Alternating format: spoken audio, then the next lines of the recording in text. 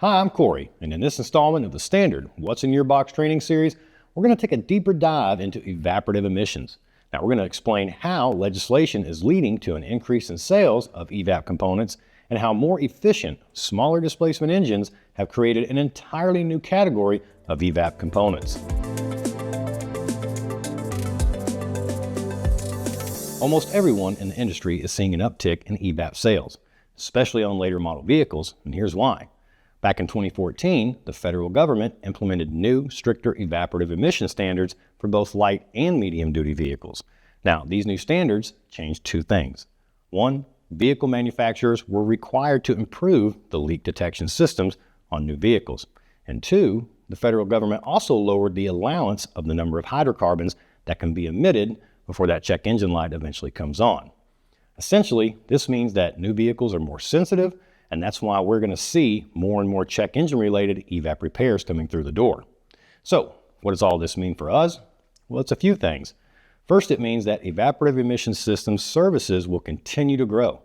It also means the quality, performance, and tolerances of the parts that you recommend is more important than ever. Now, lower quality parts may have worked well enough on vehicles with older, simpler EVAP systems, but today's vehicles with more sophisticated monitoring systems demand precision-engineered components that have actually been tested on vehicles to make sure that they correctly integrate with the overall EVAP system. And then last, you'll continue to see a wider range of components being replaced. For instance, we'll be selling many more hoses than we did in the past. And that's why we have the most comprehensive program in the industry with more than 1,200 EVAP components and aftermarket leading coverage and canister purge valve hoses.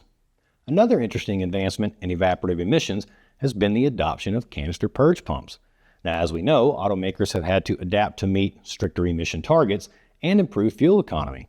And this is why we see more smaller displacement engines.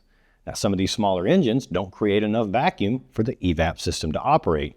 And this is why we now see canister purge pumps being used. For example, the standard CP122 is a precision engineered replacement that covers almost 3 million GM vehicles in operation today.